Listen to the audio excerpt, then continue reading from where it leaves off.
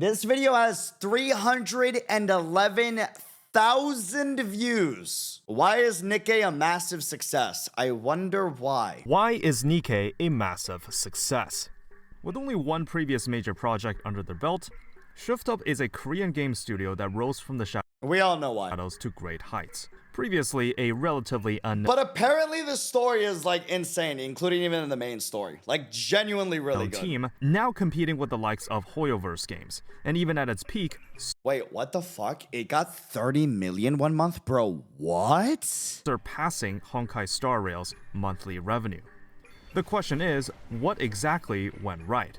Let's take a look beyond the eye candy, beyond the exhilarating one-handed gameplay, and find out why this game, for seemingly God! degenerates, is able to compete toe-to-toe with the highest-grossing gacha games on the market. My name is Psyche, and today let's find out. From the perspective of Wow! Good outsiders, lord! you may think Nikke looks like your Okay, if this video is good, and this video that I upload to YouTube gets 50,000 views, I will give you guys a 3 to 4 day Nikke lore story marathon. typical harem waifu collection sim. And while that's mostly the case, there's actually a pretty good game underneath. Let's start from the beginning. How was the game initially marketed? Well, after some time in early access, the game launched on November 4th, 2022. During its first month, according to Pocket Gamer, On kick though. the game grossed a total of $70 million. We'll stream it For here a on this new IP platform. by relatively unknown studio, 70 million! a total of $70 million. For a new IP by a relatively unknown studio, this amount puts it on the same level as Genshin, which is not bad at all. So how did they market the game to get this much success at launch? Well, the way they did it was interesting. It's very clear at first glance that it's not even trying to hide its heavy focus on fan service, to the point I am the fan being service. Damn. where you wonder if they were self-aware. There were memes spawning about its concept, I'm coming. you got popular online influencers checking it out, So yeah, I mean, if they want to sponsor me to play that game, I'd rather get paid than do it for free, but even then I might still do it. there was an ad for the Thai audience that was promptly taken down for being too That's to portray crazy. a fan of the game like this. But to be honest, many would agree that taking down the ad was a travesty and that the game was perfectly self-aware of who its audience is, and is not afraid to show it. Please don't let me down. Anyways, That's despite all wild. that, it got the ball rolling. It got people Damn. talking about it. I took a look and tried it out as the sexual innuendos were so ridiculous that I just had to see the game that everyone was Man. talking about. It had a strong player base right off the bat. This game looks insanely. This game is insanely dangerous for the wallet. But just because it's successful at launch, it doesn't mean much if the game dies off soon after. The next step is to use the money to make Wait, that's actually a sick the design. game better and retain players. Now before I continue, I do want to clear up a Wait, that's also a sick design, bro. What? misconception that you may have heard if you never played it, is that the game is only selling because of its sexual theme. Yeah, that's what I think. I genuinely thought that, but this is saying otherwise, and you guys have always said otherwise. This is false. Plenty of gacha games fail because gameplay or another aspect of it doesn't hold up. It's a gacha game. You still have to make the game portion of it. I'll save this topic for a future video, but just making attractive characters is not going to work. You'll still need a good game beside it. Many longtime players will say that it's the many other elements of the game that keeps them playing. It's either the lore, the story, the gameplay, and so on, which is what we'll talk about next. So what did they do to retain players? Well, one of the first was that even at launch, they already had a lot of quality of life features like deploy all for the daily expeditions, That is quick nice. battling to save time, and fairly generous That is very rewards. nice. The story was also off to a good start. There wasn't too much blocking your progression until a bit later. And what's unique about games at launch is that no one is at the end game yet, so no one can really attest whether or not the game becomes too grindy or not. The generous gacha rates is another aspect that, alongside Shift Up's previous gacha game Destiny Child, they are extremely generous with the pull rates and freebies. Okay. Nikke has an SSR drop chance of 4%, which statistically averages 1 Did not know that. Holy every hell. 25 pulls. There is a coin flip of 2% for the rate up, and every time you pull on the banner using gacha currency, you get a mileage ticket. This Get I know. 200 of those, and you can just straight up exchange That a is copy pretty of the sick. rate up unit from the shop. See, but like I can't afford to play this game though because it's like, bro, the characters are incredibly fucking hot. It's crazy. These tickets are permanent, so you can hoard them as long as you please, for as many as you please. There is the cash shop, of course, and honestly, I think 90% of it is whale bait. You really don't need any of these packages that can be bought for real money. Just for simplicity, I paid the $5 monthly welcome. And a year into launch, I have all but 3 units in the entire roster. What the fuck? Huh? Oh, that's dangerous. See that? But that's how they get you. Oh, that's dangerous, dog. I didn't know. Oh, that does sound very nice, though. That sounds very nice. That speaks volumes about how generous the That's a honey trap, but I do like honey. That gacha is. Meaning, I can play with more teams, and more units equals more ways to play. Right. Even as a low spender, I can actually experiment and see what works, and try off-meta teams for myself. But how is it possible to get that many units from just being a low spender? Was I just lucky? Well, that's also partly because the vast majority of Nikke's release characters enter the standard pool after their initial banner. Only in very special That's pretty cool, actually. cases like summer and collab events will the rate up character be limited. About 90% of the entire roster you can just randomly be spooked by when you pull the gacha. So with the 4% drop chance, you're going to be landing new units left and right. On the standard banner, you also collab get to zone, got it. wishlist 5 characters from each of the 3 It is really incredibly amazing that they all go to the standard, though. factions within the lore. When you pull an SSR of that respective faction, Just reset that. you are guaranteed to get one of the 5 units you've wishlisted. Again, a great Wait, that's sick. quality of life to help you narrow down What? undesired characters. And if that wasn't enough, there's also a friend point gacha, where you can get the currency from just sending and receiving hearts from friends, which has a halved SSR chance of 2%, but you can still get SSRs for free from time to time. As you can see, there are many safety nets put in place to ensure you're not left without a new SSR to play with for a while. And the rates are generous enough that you still get a decent amount of the entire roster, even if you go into the game as a free-to-play. Okay. Now onto the daily grind. It's quite typical for a live service game to have daily tasks to keep you coming back. And as with other gacha games, you do have to do daily tasks to maximize your output in Nikke. Luckily, due to how easy it is, you can get them done in around 15 minutes, assuming there's no special event happening, and can even put the game on auto for certain levels. The quick battle feature is also present if your combat level is above the recommended looking power, insane, where you dude. instantly clear the level without having to go through it. This cuts down the grind time by a pretty big margin, and is even given as an option for clearing event stages for bonus currency, a feature certain other gacha games do not have. Certain live services lose players when the dailies are too grindy, but Nikke seems to respect your time while also demanding just the right amount to return every day. I think this should be the standard for future release live service games. Quick dailies is always such a nice piece of mind.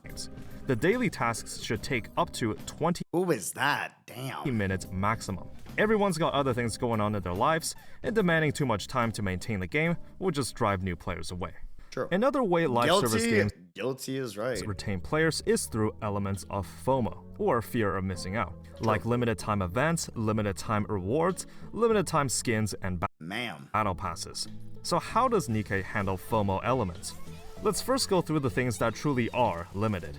Every month and during certain events, there is a purchasable battle pass for $20. And reaching the end of the reward track will give you a unique character skin. As it currently stands, if you missed out on the original run of the battle pass, there is no alternative way to get them. This is probably the major thing That's that how truly they has get the you. element of FOMO, I though this would depend on how see. much you value cosmetic skins. Another case of Interesting. this will be collab events. In 2023, there have been 2, the Chainsaw Man collab and the Nier collab. It's quite unlikely that Didn't the Nier collab just come back? these events or characters will get a rerun, but this really isn't an issue with Nikke, but an issue with collab events in gacha Yes, dangerous, bro. Yes, and wow, that's scary, bro. games in general. Because of problems that arise with licensing, it's normal for gacha collab events to never get a rerun. So while Okay. this would count as FOMO, it's an issue that's shared universally across all gacha games. Now that we're done about talking about the bad parts, what are Damn! Some ways Nikke does to eliminate FOMO. Well, every event will last either 2 or 3 weeks, depending Ma'am, smash 100%. on God. its scale. And at some point after the event ends, certain ones are added to the event archive. Ooh, like this the is graphic where you design can there, that's still nice. view the story and play the minigame of certain events from the past, and it is permanent. Meaning, even if you started playing today, you can still experience some of the most impactful events the game has had so far. Wait, actually? Is that still in the game? Wait, that's pretty cool. So they have past events that you can still play the story in. Whoa. And because of this Okay. feature, even new players are able to catch up on the lore and be in the loop on why these events were so good. The event archive is not something typically seen in gacha games, and it We need more gacha games that do that, pretty please, I beg. is being updated with every content patch. Genshin never rerun events, FGO does it once after a year or so, so having all the best events right at your fingertips permanently is an amazing way to treat even latecomers to the game. And I would argue, Even missing Reverse out on story 1999's content got is event way more archive. impactful than missing out on Okay. skins. I also want to briefly talk about UI and accessibility. In story cutscenes, you can view the backlog of recent dialogue in Always case you love missed that. something, and the skip button exists. There's also keyboard shortcuts on PC, so you can just press 1 or 2 on the keyboard when selecting dialogue prompts, instead of forcing you to drag your mouse over the button. These may seem very fundamental features to have, and they are. The skip and backlog button have been present from FGO all the way back in 2015, yet the highest grossing gacha game right now doesn't seem to know how to do this. The game will also give skill reset modules from time to time, where you will get refunded all the materials put into a unit's skill, in case you want to That's respec really it nice. into something else. You can That's also very reset a nice. unit's levels with a tiny bit of premium currency. The passive resource building up only Man. completely fills up after 24 hours, and even lets it overflow for a bit after that, so you only have to log in once a day to maximize your output. The icing on top, you don't actually have to level every character you get. With the synchro device mechanic, you just have to level 5 units, and everyone else placed into the device will automatically sync their level to the 5 units. Huh? What? That's real? Bro, what in the quality of life? What the fuck? You can also view past story cutscenes, listen to Y'all have a lot of story chapters. Ooh, okay. I'm not gonna lie. Nikke OST, the little that I've listened to, it does not miss. I did not realize it had a jukebox. A Nikke OST day would not be a bad day, I guess. If we just, like, went in through all the OSTs, that would be pretty sick. the game's OST, which absolutely slaps by the way, and also set a Join us on Kick for bonus streams like that, by the way. We do a lot of content like that over on Kick. music track on your main lobby screen. As with any He's being pulled in. Listen, I cannot afford to deep, if this video gets out 50,000 views, I'll do a 3-day to 5-day Nikke story marathon. Okay? As a bonus. You have my word. If this video that I upload gets 50K views. accessible gacha game on the market, getting to the late game will unlock challenge content and But I will only stream it on Kick. Link in the description. other modes to test your skills. The game may have just started YouTube will probably, take down the stream. out as an idle game, but the mechanics and team building can get complex. We know you like a fly being lured into a honey trap. Oh, I'm aware. That's why I don't want to go into the trap. Where late game levels will demand manual play and understand Okay, late game content aside, though, what's the story about, though? Or the community. Okay. I'm surprised he didn't mention anything about the story. the player base is quite close-knit. When I invest in a piece of media like a TV show, hobby, or game, how the community treats each other can also impact my enjoyment of How's the Nikke community chat? Fam, what we think? that piece of media. Before Nikke, I tried making Genshin content, and while I did manage to get somewhere there, making Nikke content just felt more satisfying. On some of my Genshin guides, I pinned a comment asking if anyone knowledgeable about the meta to privately reach out to me to correct any mistakes I make. And after tens of thousands of views, Going together nothing. strong is crazy. Zilch. It's depressing. But when I as reached expected of 1K gacha, I subscribers see. on the Nikke channel, I had 2 people in the community reach out, offering their congratulations and invitation to That's participate in their cute. event. Genshin has a much bigger fan base, but Listen. Communities as a creator, the nice comments y'all leave mean the absolute world to us. You have no idea, man. your input feels like nothing but a drop of water in a pond. The I community disagree, for but I've Nikke also is certainly not as have big an as amazing community, Hoyoverse's, so- but it feels like your voice matters more, and word gets around faster about who you are as a creator. And it makes me feel rewarded for making content on the game. I started out on YouTube 3 years ago covering an indie game called Dead Cells. Again, a very close-knit community with a supportive fanbase. What happened And with Path I to was Nowhere? happy We to still gotta continue do to Path make to content Nowhere. for it. The quality of my videos are the exact same for my Nikke and Genshin channels. But how is it that even with a smaller community, I was able to reach twice the amount of subscribers versus That's competition, demographic, depends how good your content is based off of the niche market that you're in, yada, yada, yada, yada, yada. That's not a valid comparison, but... my Genshin channel? The comments I get on my Nikke videos barely have any nitpick, and even when it's pointing out a mistake, it's usually done quite constructively. That's awesome. There is a reason why I put 800 hours into Deep Rock Galactic, and the supportive fanbase is one of those reasons. Again, the community for a piece of media can impact your enjoyment of that piece of media. For this last part, I agree, but you also got to enjoy media for yourself, though. The community shouldn't dictate you hating a piece of media that you love, in my opinion. But it should encourage how much you like a media you already like, for sure. of the video, I also want to give some warnings to those already playing Nikke. The game is very generous, and it can actually also be dangerous, because players Very dangerous. I am aware. Everyone's incredibly hot. That's why I don't want to play the game often, because I know I won't be able to help myself. I don't want to indulge. It's like a piece of cake, but there's lots of pieces of cakes that at any time I can just enjoy, but I know I shouldn't, but oh, it looks so good. You know what I will mean? always want more. I've seen some complaints about the gacha So I justify it by saying that the story hopefully isn't that good, but like y'all are saying it rates is. being unfair, but that's really just the result of being unlucky, and I have been there myself. There are many other gacha games with abysmal FGO, rates, bro. so the we don't talk 4% about in that. Nikke is already the pace they're going. Shift Up had their cards stacked against them. With Uh-huh. already so many successful gacha games on the market, they had to find some way to stand out. And They also made, ooh, that's sick art. Wait a minute, what the fuck? They also made I like the design of, this is Red Hood, right? Love the design of Red Hood and the song. But they also made Stellar Blade, right? We got to do Stellar Blade. stand out, I they remember right. certainly did. You can't beat Hoyoverse in technical standards. You can't beat FGO in brand recognition, but you can treat the player base better. True. You can balance just the right amount of grind and endgame content to keep things interesting. And you can build up a lot of goodwill and make the player base universally supportive of what you do. Nikke existed in a perfect storm, and was smart enough to take advantage and propel its way to the top. I thought a lot about what kind of content I wanted to create next on YouTube.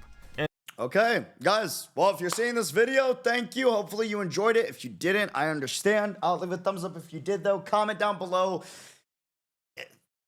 I don't know. Let me know what you think about the story and if it really is what my chat is saying it is, and if it actually is that great as chat says it is, as my community says it is. And if this video gets 50,000 views, we will do a 3-day Nikke story lore marathon over on Kick, where we live stream almost every single day. And if you want to join us for those bonus content that we do, we also check out a lot of gacha music and JRPG, RPG gaming music as well from time to time. Link in the description, link in the comments down below, and I will see y'all soon. Adios, sayonara. Till next time.